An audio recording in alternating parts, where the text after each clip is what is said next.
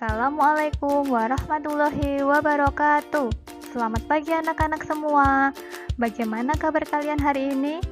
Ibu harap kalian sehat selalu ya dan tetap stay di rumah.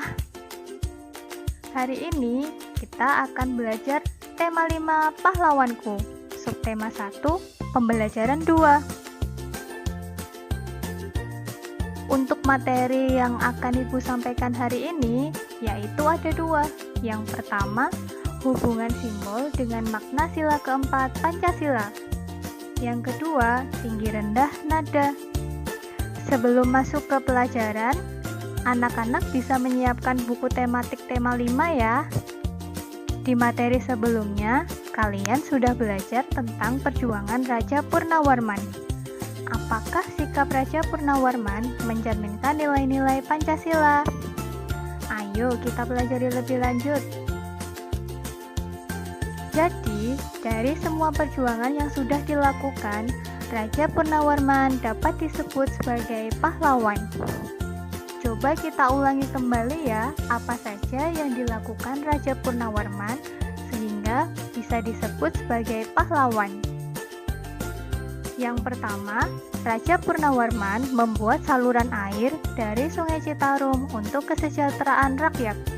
Sehingga dengan adanya aliran air tersebut, ladang para petani tidak akan kekeringan. Yang kedua, Raja Purnawarman mengusir dan menumpas para perampok. Sehingga kerajaan Tarumanegara menjadi lebih aman.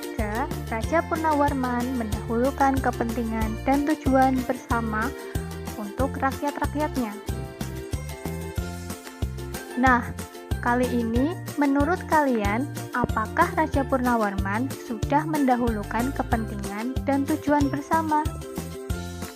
Jawabannya adalah ya. Raja Purnawarman mementingkan kepentingan dan kesejahteraan rakyatnya agar rakyatnya selalu merasa aman dan damai.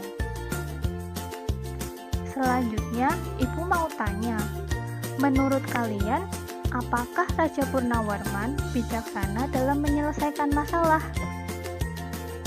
Jawabannya adalah ya, Raja Purnawarman bijak dalam menyelesaikan masalah karena hasilnya dapat bermanfaat untuk orang banyak, terutama rakyat-rakyatnya. Sehingga dapat disimpulkan bahwa sikap-sikap Raja Purnawarman mencerminkan nilai-nilai Pancasila, yaitu sila keempat.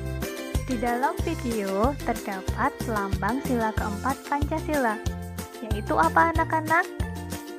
Benar sekali, kepala banteng. Sekarang, bunyi dari sila keempat adalah kerakyatan yang dipimpin oleh hikmat kebijaksanaan dalam permusyawaratan perwakilan. Selanjutnya, Ibu akan menjelaskan arti simbol dari lambang kepala banteng. Banteng merupakan hewan sosial yang suka berkumpul. Sama halnya seperti manusia di dalam musyawarah, orang-orang harus berkumpul untuk mendiskusikan sesuatu. Sekarang kita akan belajar tentang makna sila keempat Pancasila. Makna sila keempat Pancasila ada 3, yaitu yang pertama, mendahulukan kepentingan dan tujuan bersama. Yang kedua, cinta permusyawaratan dan demokrasi. Dan yang ketiga, bijak menyelesaikan masalah. Setelah ini akan ada contoh cerita yang menggambarkan tentang sila keempat. Di dalam video terdapat gambar anak laki-laki yang sedang bertengkar. Budi marah dan membentak Amir yang secara tidak sengaja menginjak kakinya. Pertanyaan pertama, apakah Budi sudah bijak dalam menyelesaikan masalah? Nah, Budi belum bijak menyelesaikan masalah karena masalah seharusnya diselesaikan dengan damai dan tidak perlu menggunakan emosi.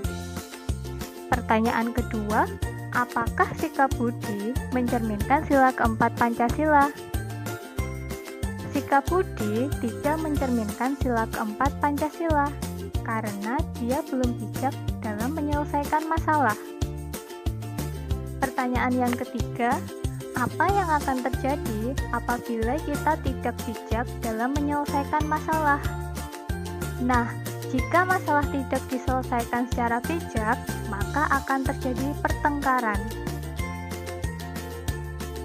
Cerita yang kedua tentang seorang penari yang bernama Lani. Lani sudah berencana untuk pergi ke rumah neneknya. Tetapi hari itu, kelompok tarinya mendapat undangan dari Pak Lurah untuk menari merayakan hari kemerdekaan. Lani menunda rencananya. Ia menari bersama kelompoknya. Pertanyaan yang pertama, apakah Lani sudah bijak dalam menyelesaikan masalah? Nah, di sini Lani sudah bijak karena lebih memilih untuk ikut menari bersama. Pertanyaan kedua, apakah sikap Lani mencerminkan sila keempat Pancasila? Sikap Lani tersebut sudah mencerminkan sila keempat Pancasila karena Lani mendahulukan kepentingan dan tujuan bersama. Pertanyaan yang ketiga, apa yang akan terjadi jika Lani tetap pergi ke rumah neneknya? Di sini, jika Lani tetap pergi, maka kegiatan menari tidak akan terlaksana. Begitu pula dengan tujuan bersama yang tidak mungkin tercapai. Kita lanjut ke cerita yang ketiga ya anak-anak. Nah, di sini ada gambar 2 anak laki-laki dan seorang anak perempuan. Dayu sangat ingin menjadi ketua kelas.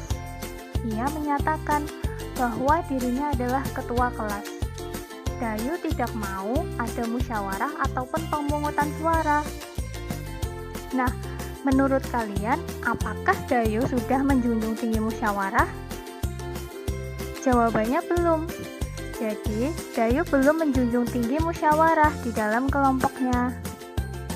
Pertanyaan yang kedua, apakah sikap Dayu mencerminkan sila keempat Pancasila?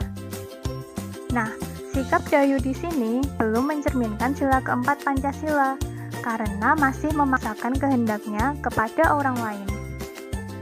Selanjutnya, apakah yang terjadi jika kita memutuskan segala hal tanpa musyawarah? Apabila kita memutuskan sesuatu tanpa musyawarah, maka akan ada pihak lain yang merasa dirugikan, sehingga hal tersebut tidak adil bagi semua. Berikutnya adalah perilaku dan sikap yang sesuai dengan sila keempat Pancasila.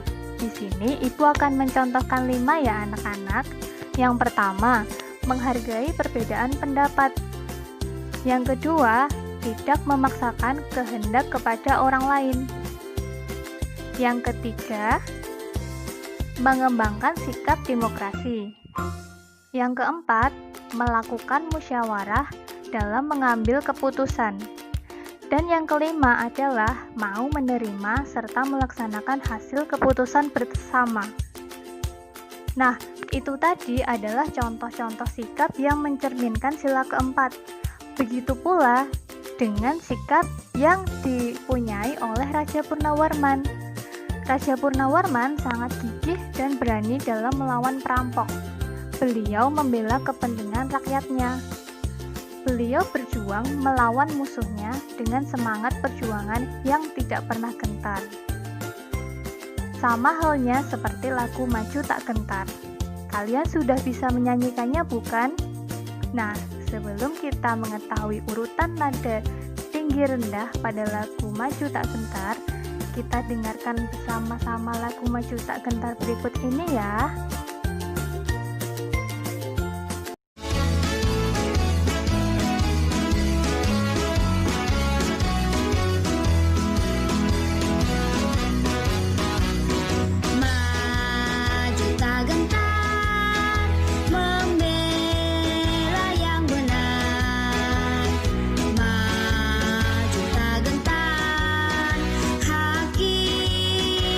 Serang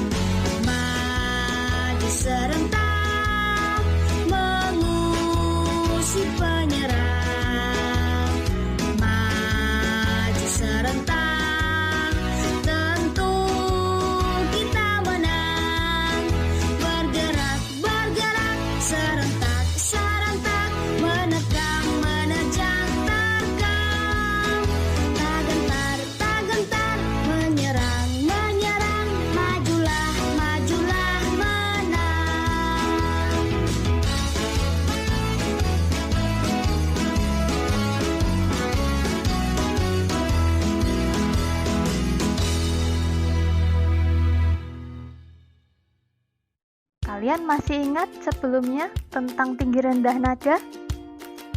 Apabila belum, untuk mengingat kembali, Ibu akan menjelaskan mengenai pengertian nada terlebih dahulu ya. Nada diartikan sebagai bunyi yang teratur. Ada tingkatan bunyi dari rendah maupun tinggi. Dapat pula ditulis dalam bentuk not balok. Nah, di sini adalah bentuk not balok. Terdiri dari 3 bagian, yaitu ada tangkai, ada bendera, dan juga kepala not. Selanjutnya ada paranada. Paranada merupakan garis-garis yang tersusun untuk mengisi not balok. Selanjutnya, ini adalah gambar not balok yang sudah disusun ke dalam paranada. Simak baik-baik nada yang dihasilkan ya. Do, re, mi, fa, sol, la, si, do.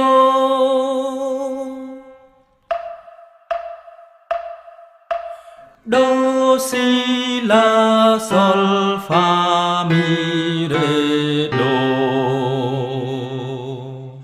Kalian sudah mempelajari materi hubungan simbol dengan makna sila keempat Pancasila dan juga tinggi rendah nada. Untuk memperdalam pemahaman kalian, Ibu akan memberikan tugas untuk kalian. Kalian bisa menulisnya di buku tugas ya anak-anak. Yang pertama, kalian menjelaskan arti dari simbol keempat Pancasila. Kemudian, bagaimana hubungan makna sila keempat dengan simbolnya. Lalu yang ketiga, bagaimana penerapan sikap dan perilaku yang mencerminkan sila keempat Pancasila dalam kehidupan sehari-hari. Dan yang terakhir adalah, kalian tuliskan nada rendah serta nada tinggi pada lagu Maju Tak Gentar. Nah, demikianlah pembelajaran pada hari ini. Semoga bermanfaat ya anak-anak. Tetap semangat belajar dari rumah. Wassalamualaikum warahmatullahi wabarakatuh.